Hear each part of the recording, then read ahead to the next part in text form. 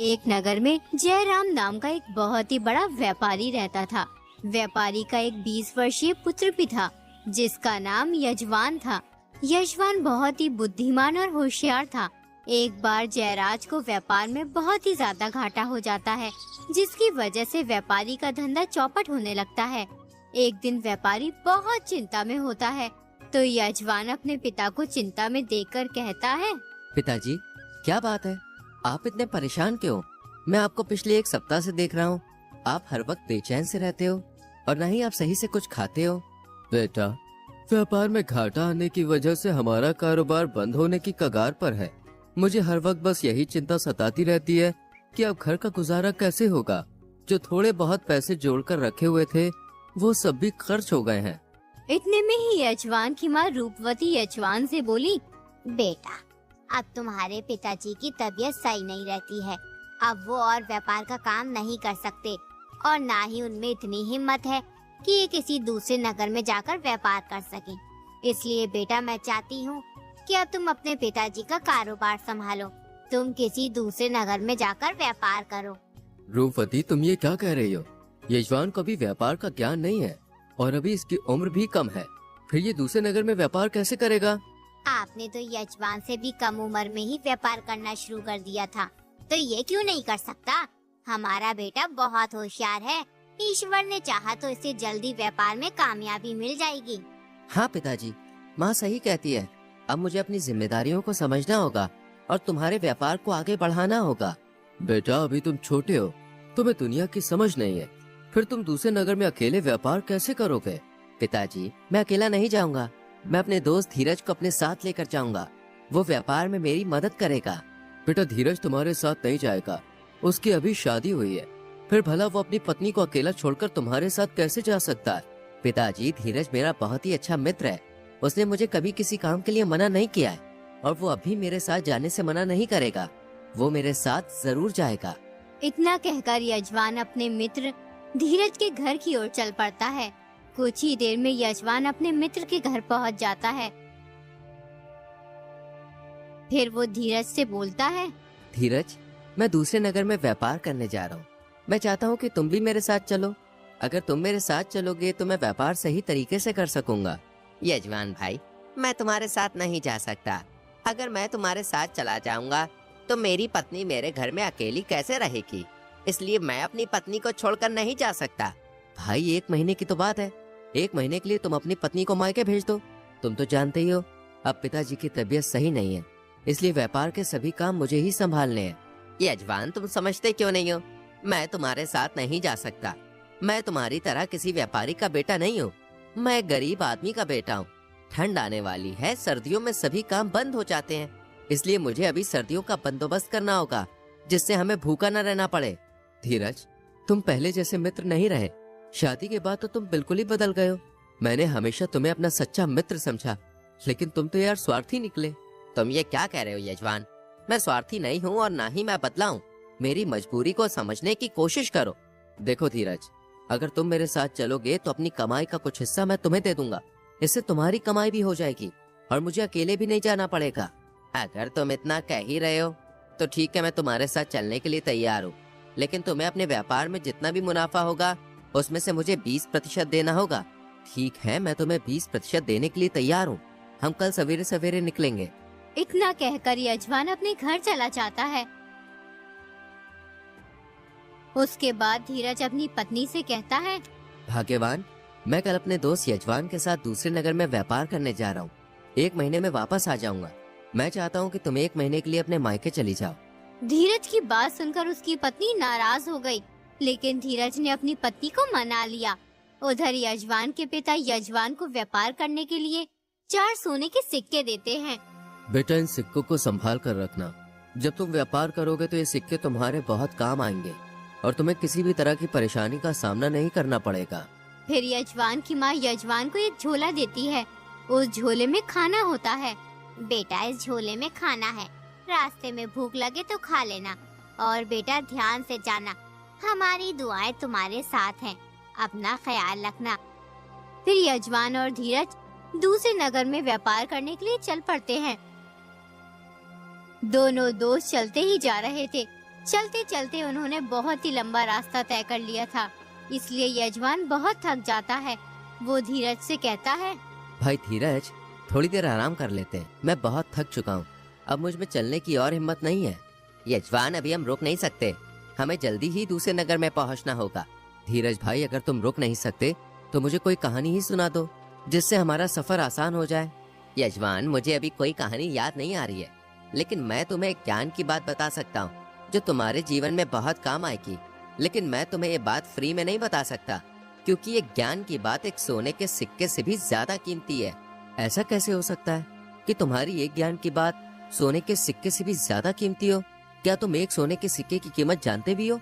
एक सोने के सिक्के में तुम्हारा परिवार का 1 साल का गुजारा आराम से हो सकता है। यजमान मेरे दोस्त, मैं जानता हूँ एक सोने के सिक्के की कीमत बहुत ज्यादा होती है, लेकिन तुम्हारा एक सोने का सिक्का मेरे ज्ञान की बात की बराबरी नहीं कर सकता। अच्छा ऐसा है, तो मुझे बताओ वो ज्ञान की बात क्या है? देखो यजमान, जैसा कि मैंने अभी अभी बताया कि मेरी ज्ञान की बात बहुत ही कीमती है, इसलिए मैं तुम्हें ये ज्ञान मुफ्त में नहीं दे सकता हूँ। अगर तुम्हें मेरी ज्ञान की बात सुननी है तो तुम्हें मुझे एक सोने का सिक्का देना होगा। यजमान ने अपनी जेब से एक सोने का सिक्का निकाला और धीरज को दे दिया। धीरज सिक्का लेकर बोला, देखो यजमान, एक से भले 2 होते हैं। जब भी तुम किसी सफर पर निकलो तो किसी न किसी को अपने साथ जरूर ले जाना, चाहे वो इंसान हो या जानवर, क्योंकि एक से भले 2 होते हैं। धीरज की ये बात सुनकर यजमान को बहुत गुस्सा आया। वो सोचने लगा, इतने कीमती सोने के सिक्के में इतनी मामूली सी बात बताए? इस बात को तो हर कोई जानता है। इसने तो मुझे ठग लिया, लेकिन अब मैं भी क्या कर सकता हूँ? अगर मैंने इससे कुछ कहा तो ये घर वापस चला जाएगा। बेचारा यजमान चुप रहना ही अच्छा समझता है, जबकि धीरज एक सिक्का पाकर बहुत खुश होता है। धीरज के मन में अभी और लालच आ जाता है। वो सोचने लगता है, मुझे अपनी पत्नी की बहुत याद आ रही है। मेरे पास एक सोने का सिक्का तो आ गया, अगर मुझे 1-2 सिक्के और मिल जाएं, तो यहीं से मैं अपने घर लौट जाऊंगा। धीरज ये सोच ही रहा था कि यजमान धीरज से कहता है, भाई हम सुबह से चल रहे हैं, अब शरीर में चलने की और हिम्मत नहीं है। हमें अब थोड़ी बहुत देर आराम जरूर कर लेना चाहिए। अभी आराम करना सही नहीं है, हमें बहुत लंबा रास्ता तय करना है। अगर हम आराम करेंगे तो दूसरे नगर पहुंचने में कई दिन का वक्त लगेगा। तो कोई कहानी ही सुना दो जिससे सफर कट जाए। यजमान, मैंने अभी तुम्हें बताया तो था, मेरे पास सुनाने के लिए कोई कहानी नहीं है। मेरे पास केवल ज्ञान की बात है जो बहुत ही बहुमूल्य है।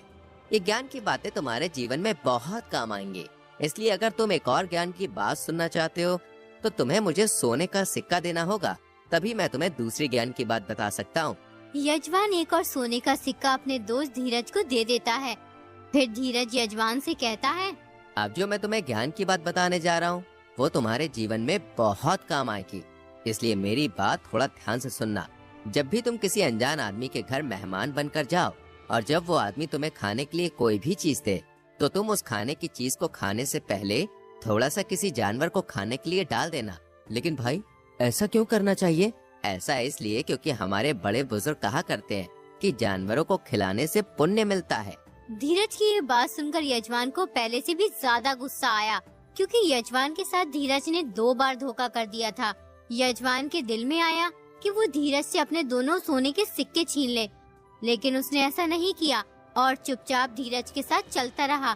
कुछ दूर चलने के बाद यजमान फिर धीरज से बोला, दोस्त, अब मैं थक गया हूँ और दोपहर भी होने वाली है। क्यों ना हम थोड़े समय के लिए इस पेड़ के नीचे रुक जाएं, तो शरीर की थकावट दूर हो जाएगी। यजमान, आराम करने का मन तो मेरा भी बहुत कर रहा है, लेकिन अभी हमें सहारनपुर का जंगल भी पार करना है। सहारनपुर के जंगल में बहुत ही खतरनाक जंगली जानवर रहते हैं। अगर रात होने से पहले हमने उस जंगल को पार नहीं किया तो हम मारे जाएंगे, इसलिए अभी रुकना सही नहीं है। नहीं रुक सकते तो ये लो दोस्त सोने का सिक्का, मुझे कोई भी अच्छी सी ज्ञान की बात बताओ। अच्छा तो सुनो, तुम जब भी किसी अनजान व्यक्ति के घर मेहमान बनकर ठहरो और जब वो व्यक्ति सोने के लिए तुम्हारा बिस्तर लगाए, तो तुम उस बिस्तर पर सोने से पहले उस बिस्तर को दोबारा अच्छी तरह से साफ करके बिछा कर सोना। लेकिन धीरज भाई, बिस्तर तो अनजान आदमी ने साफ करके ही बिछाया होगा, फिर मुझे साफ करने की क्या जरूरत है? अरे जरूरत है, क्योंकि जो तुम्हारा बिस्तर लगाए, क्या पता उससे गलती से बिस्तर में कोई सुई या फिर कुछ चुभने वाली वस्तु रह जाए और वो वस्तु तुम्हें चुभ जाए तो बहुत तकलीफ होगी ना भाई। थोड़ी दूर और चलने के बाद यजमान को बहुत थकावट महसूस होने लगी। उसके पैर दर्द से लड़खड़ाने लगे। इसलिए वो धीरज से बोला, धीरज भाई, मेरे पैरों में बहुत दर्द हो रहा है, इसलिए कोई कहानी या ज्ञान की बात सुना दो, सफर आसान हो जाएगा। ठीक है दोस्त, सुनाता हूँ, लेकिन ज्ञान की बात सुनने से पहले सोने का सिक्का देना होगा, उसके बाद ही मैं तुम्हें ज्ञान की बात बता सकता हूँ। धीरज, अब तो मेरे पास सिर्फ एक ही सोने का सिक्का बचा है। अगर मैंने तुम्हें ये भी दे दिया तो मैं दूसरे नगर में व्यापार कैसे करूँगा? बगैर सोने के सिक्के लिए मैं तुम्हें ज्ञान की बात नहीं बता सकता, इसलिए हमें चुपचाप आगे बढ़ना चाहिए। यजमान ने थक हार कर वो आखिरी बचा सोने का सिक्का भी धीरज को दे दिया और बोला, लो भाई, अब ये आखिरी सोने का सिक्का भी तुम्हारा हुआ। अब मुझे ज्ञान की बात बताओ। अच्छा सुनो, तुम्हें जीवन में जब कभी भी लगे कि अब तुम चारों ओर से मुसीबतों से घिर चुके हो और उन मुसीबतों से बाहर निकलने का कोई रास्ता नजर नहीं आ रहा हो, तो तुम उन मुसीबतों के आगे कभी भी हार मत मानना। कोशिश करना उन मुसीबतों से बाहर निकलने के लिए, क्योंकि अगर तुमने मुश्किल समय में भी अपना आत्मविश्वास और हिम्मत नहीं खोई तो तुम निश्चित ही कामयाब हो जाओगे। ये बात सुनकर यजमान आग बबूला हो गया। वो मन ही मन सोचने लगा कि धीरज तो बहुत ही चालाक है, इसने मुझसे चारों सोने के सिक्के ले लिए और कोई भी ऐसी बात नहीं बताई जो मेरे जीवन में काम आ सके। उधर धीरज को भी अपनी पत्नी की बहुत याद आ रही थी। वो सोचता है, अब तो मेरे पास चारों सोने के सिक्के आ गए, इन सिक्कों से मेरा सालों का गुजारा हो जाएगा और मुझे अपनी पत्नी की भी बहुत याद आ रही है। अब मुझे अपने घर चलना चाहिए। देखो यजमान भाई, मैं तो अपने घर जा रहा हूँ, मुझे अपनी पत्नी की बहुत याद आ रही है, उसके बगैर नहीं रह सकता। हो सके तो मुझे माफ कर देना, अब और आगे मैं तुम्हारे साथ नहीं जा सकता। इतना कहकर धीरज अपने घर की ओर चल देता है। धीरज, मुझे तुमसे ये उम्मीद नहीं थी। तुम एक नंबर के धोखेबाज और मक्कार इंसान हो। मैंने बहुत बड़ी गलती की तुम जैसे धोखेबाज इंसान से दोस्ती करके। धीरज यजमान की बातों को नजरअंदाज कर देता है और आगे बढ़ जाता है। यजमान दुखी मन से उसे देखता रहता है। यजमान को सबसे बड़ा दुख इस बात का था कि धीरज उससे चारों सोने के सिक्के भी ले गया था, इसलिए अब यजमान के पास कुछ नहीं था। वो कंगाल हो चुका था। अब यजमान सोचने लगता है, मेरे पास तो कुछ भी नहीं है, बगैर सिक्कों के मैं दूसरे नगर में व्यापार कैसे करूंगा? अब मैं वापस अपने घर भी नहीं जा सकता। अगर मैं खाली हाथ घर गया तो पिताजी और माँ मुझे मूर्ख समझेंगे। यजमान ये सोच ही रहा था कि तभी एक बूढ़ा आदमी पानी का घड़ा लेकर आता है और फिर यजमान से कहता है, बेटा, मैं बहुत थक गया हूँ, कृपया करके मेरी मदद करो। मेरे घर पास में ही है। अगर तुम इस घड़े को मेरे घर तक पहुँचा दोगे तो ऊपर वाला तुम्हारा भला करेगा। देखो बाबा, मैं तुम्हारी मदद नहीं कर सकता क्योंकि मैं पहले से ही बहुत परेशान हूँ। कृपया करके आप अपना ये पानी का घड़ा लेकर यहाँ से जाइए। एकदम यजमान को धीरज की कही पहली बात याद आ जाती है कि एक से भले दो सही। इसलिए वो बूढ़े आदमी से माफी मांगकर उसका मटका लेकर उसके घर की ओर चल देता है। फिर यजमान बूढ़े आदमी को अपने धोखेबाज दोस्त की सारी बात बताता है। कुछ ही देर में यजमान बूढ़े आदमी के घर पहुंच जाता है। फिर यजमान बूढ़े आदमी से कहता है, चलो बाबा, अब मैं चलता हूँ, मुझे अभी बहुत लंबा सफर तय करना है। बेटा, थोड़ी देर मेरा इंतजार करो, मैं तुम्हें कुछ देना चाहता हूँ। उसके बाद वो बूढ़ा आदमी अपने घर के अंदर जाता है और अंदर से एक थैली लाता है। वो थैली सोने के सिक्कों से भरी हुई थी। फिर बूढ़ा आदमी उस थैली को यजमान को दे देता है।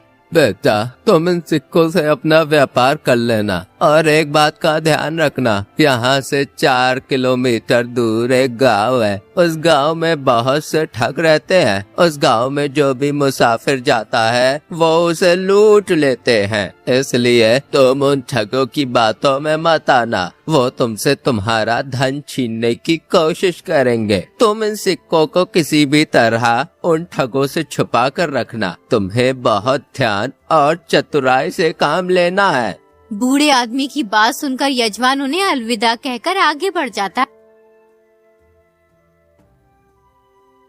कुछ देर चलने के बाद वो उस गांव में प्रवेश करता है जिस गांव के बारे में यजमान को बूढ़े आदमी ने बताया था। जैसे ही यजमान उस गांव में प्रवेश करता है तो उसे एक घर के बाहर एक आदमी दिखाई देता है। वो आदमी देखने में बहुत ही भला और ईमानदार लग रहा था। उस आदमी ने यजमान को अपने पास बुलाया और फिर यजमान से बोला, अरे बेटा, राहगीर लग रहे हो। इस गांव में किसके यहाँ आए हो? मैं इस गांव में नहीं आया, मैं तो दूसरे नगर में जा रहा हूँ। बेटा, दूसरे नगर पहुँचने में बहुत समय लगेगा, रात होने वाली है। अरे तुम रात कहाँ काटोगे? अगर तुम चाहो तो मेरे घर रात भर के लिए रुक सकते हो।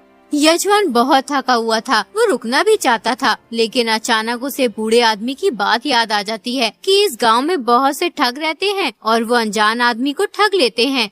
आपने मुझे अपने घर में रुकने के लिए कहा, इसके लिए मैं आपका दिल से शुक्रिया कहता हूँ, लेकिन मैं आपके घर नहीं रुक सकता क्योंकि मुझे बहुत ही लंबा सफर तय करना है और मैं चाहता हूँ कि मैं जितनी जल्दी हो सके उतनी जल्दी दूसरे नगर में पहुँच जाऊँ। बेटा, मैं तो केवल तुमसे रुकने के लिए कह सकता हूँ। मेरे घर रुकना या ना रुकना ये तुम्हारी मर्जी है। लेकिन बेटा, एक बात ध्यान रखना, इस गांव में बहुत सारे ठग रहते हैं, वो किसी भी राहगीर को लूट लेते हैं, इसलिए जरा ध्यान से जाना। अनजान आदमी की ये बात सुनकर यजमान सोचने लगता है, ये आदमी देखने में बहुत ही भला मालूम होता है, मुझे इसके घर रात भर के लिए रुक जाना चाहिए। सुबह होते ही दूसरे नगर की ओर निकल जाऊंगा मैं। अरे किस सोच में पड़ गए तुम बेटा? मैं सोच रहा था कि तुम इतना कह रहे हो तो आज रात मैं तुम्हारे घर पे रुक जाता हूँ, कल सवेरे सवेरे निकल जाऊंगा। बेटा, मेरे घर में 2 जवान बेटियां हैं, इसलिए मैं किसी भी अनजान आदमी को अपने घर पे नहीं रोकता। लेकिन तुम देखने में बहुत ही भोले और अच्छे इंसान लगते हो, कहीं तुम्हें इस गाँव में कोई लूट ना ले, इसलिए अपने घर में रुकने के लिए कह दिया था। फिर यजमान उस आदमी के साथ उसके घर में चला जाता है। घर में घुसते ही यजमान की नजर अनजान आदमी की बेटी पर पड़ती है, जो बहुत ही खूबसूरत थी। फिर वो अनजान आदमी यजमान से बोला, ये मेरी बेटी है, इसका नाम है शिवांगी। 28 साल की हो चुकी है, लेकिन अभी तक इसकी शादी नहीं हुई है। लोग दहेज मांगते हैं, लेकिन देखो मेरे पास देने के लिए कुछ भी नहीं है। अरे अब तुम ही बताओ, मैं अपनी बेटी की शादी कैसे करूँ? आप परेशान मत होइए, ईश्वर ने चाहा तो आपकी बेटी की शादी जल्दी हो जाएगी। फिर यजमान बूढ़े आदमी की दी हुई सोने के सिक्कों की थैली में से 5 सिक्के निकालकर अनजान आदमी को दे देता है। तुम इन सिक्कों से अपनी बेटी की शादी कर लेना और बचे हुए पैसों से तुम कोई छोटा मोटा काम कर लेना। सोने के सिक्कों की थैली देकर दोनों बाप बेटी बहुत खुश होते हैं। दरअसल वो दोनों ठग होते हैं और यजमान को अपनी बातों में उलझा रहे थे, जिससे वो देख सके कि यजमान के पास कितना धन है, जिससे वो यजमान को लूट सके। आप जाकर थोड़ा आराम कीजिए, मैं आपके लिए खाना लेकर आती हूँ। यजमान एक कमरे में जाकर बैठ जाता है। इतने में ही शिवांगी यजमान के लिए खाना लेकर आ जाती है। आप ये खाना खा लीजिए, मैं आपके सोने का इंतजाम करके आती हूँ। यजमान जैसे ही खाना खाने वाला हो, उतने में ही उसे अपने दोस्त धीरज की दूसरी ज्ञान की बात याद आ जाती है कि जब भी तुम किसी अनजान व्यक्ति के यहाँ खाना खाओ तो खुद खाने से पहले थोड़ा सा किसी जानवर को खिला देना। इसलिए यजमान चुपचाप थोड़ा सा खाना लेकर कमरे से बाहर आता है और उस खाने को बकरी को खिला देता है। खाना खाते ही बकरी तड़पने लगती है और फिर मर जाती है। ये देखकर यजमान बहुत डर जाता है। अब यजमान समझ गया था कि वो किसी साधारण आदमी के घर में नहीं है, बल्कि एक ठग के घर में है। यजमान जल्दी से अपने कमरे में जाता है और फिर सोचने लगता है, अब इस घर से निकलना मुश्किल ही नहीं बल्कि नामुमकिन है। ये ठग आदमी मेरे सोने के सिक्के छीन लेगा, हो सका तो मुझे मार भी दे। अब मैं क्या करूं? हाँ, एक काम करता हूँ, इस खाने को छुपा देता हूँ, फिर ठग आदमी की बेटी को लगेगा कि मैंने खाना खा लिया है। फिर यजमान जल्दी से उस बचे हुए खाने को छुपा देता है। उधर वो ठग और उसकी बेटी दूसरे कमरे में बैठे यजमान के मरने का इंतजार कर रहे थे। पिताजी, मैं देख कर आती हूँ कि वो अभी तक मरा है कि नहीं। इतना कहकर शिवांगी यजमान के कमरे में चली जाती है। वो देखती है कि यजमान सही सलामत एक चारपाई पर बैठा हुआ है, इसलिए वो यजमान से कहती है, खाना खा लिया आपने? हाँ जी, मैंने खाना खा लिया है। मैं बस यही पूछने आई थी। मुझे पिताजी ने भेजा था कि मेहमान की खूब खातिरदारी करो। मैं पिताजी को बताकर आती हूँ कि आपने खाना खा लिया है। शिवांगी जल्दी से अपने पिता के पास जाती है। फिर अपने पिता से कहती है, पिताजी, मैंने तो खाने में खूब अच्छी तरीके से जहर मिलाया था, पता नहीं वो मरा क्यों नहीं, पता नहीं किस मिट्टी का बना हुआ है, इतना सारा जहर खाकर भी अभी जिंदा है। कोई बात नहीं बेटी, वो जहर खाकर तो बच गया, लेकिन अब नहीं बचेगा। जाओ, तुम अपनी दूसरी योजना पर काम करो। फिर शिवांगी यजमान के कमरे में जाती है और यजमान से कहती है, आप बहुत थक गए होंगे, मैंने बराबर वाले कमरे में आपका बिस्तर लगा दिया है, आप जाकर सो जाओ। फिर यजमान सोने के लिए बराबर वाले कमरे में चला जाता है। जैसे ही यजमान बिस्तर पर लेटने वाला होता है तो उसे धीरज की तीसरी बात याद आ जाती है कि जब भी किसी अनजान आदमी के घर पर मेहमान बनकर जाओ और जब वो अनजान आदमी तुम्हारे सोने के लिए बिस्तर लगाए तो तुम उस बिस्तर को दोबारा अच्छी तरह से झाड़कर और बिछाकर सोना। यजमान ने जैसे ही बिस्तर को झाड़ने के लिए उठाया तो यजमान ने देखा कि चारपाई पर जगह जगह सुई लगी हुई है जिन पर जहर लगा हुआ है। ये सब देखकर यजमान कांपने लगता है। फिर यजमान सोचने लगा, धीरज सही कहता था, उसकी ज्ञान की बात एक सोने के सिक्के से भी ज्यादा कीमती है। धीरज की वजह से आज मैं 2 बार मरने से बच गया हूँ। मुझे कैसे भी करके यहाँ से निकलना होगा, वरना ये बाप बेटी मेरी जान ले लेंगे। उधर वो दोनों बाप बेटी यजमान के मरने का इंतजार कर रहे थे जिससे वो यजमान के सोने के सिक्कों की थैली ले सके। काफी वक्त बीत जाने के बाद भी यजमान नहीं मरा तो इस बात से दोनों बाप बेटी बहुत परेशान हो जाते हैं। फिर वो अनजान आदमी अपनी छोटी वाली बेटी को बुलाता है और उससे कहता है,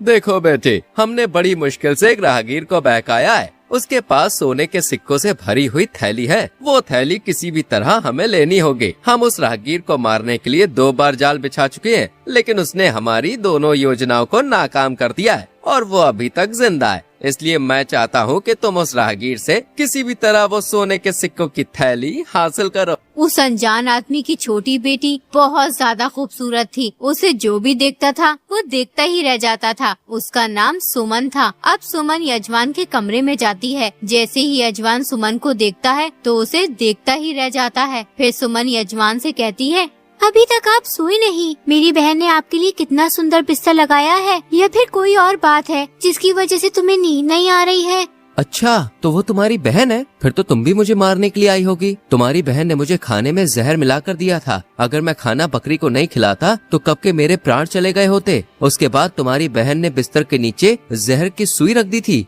वो तो मैंने बिस्तर छाड़ लिया, वरना अब तक तो मैं लुढ़क गया होता। आप चिंता मत करो, मैं अपनी बहन की तरह नहीं हूँ। मैं किसी की जान नहीं लेना चाहती। अगर तुम सीधी तरह अपने सोने के सिक्कों की थैली हमें दे दोगे तो हम तुमसे कुछ नहीं कहेंगे। उसके बाद तुम यहाँ से चले जाना। अगर तुमने वो थैली मुझे नहीं दी तो मेरे पिताजी तुम्हारी जान ले लेंगे। इसलिए भलाई इसी में है कि तुम वो थैली हमें दे दो। सुमन की ये बातें सुनकर यजमान बहुत घबरा जाता है। तभी उसे अपने दोस्त धीरज की चौथी ज्ञान की बात याद आती है कि जब तुम किसी मुसीबत में फंसे हो तो उस मुसीबत से बचने के लिए हर तरीका अपना लो। तभी यजमान की नजर एक चाकू पर पड़ती है। वो जल्दी से उस चाकू को उठाकर सुमन की गर्दन पर रख देता है और फिर सुमन से कहता है, अगर तुमने जरा भी हिलने की कोशिश की ना तो तुम्हारी जान चली जाएगी। उतने में ही सुमन का बाप आ जाता है। अपनी बेटी को इस हाल में देखकर वो घबरा जाता है।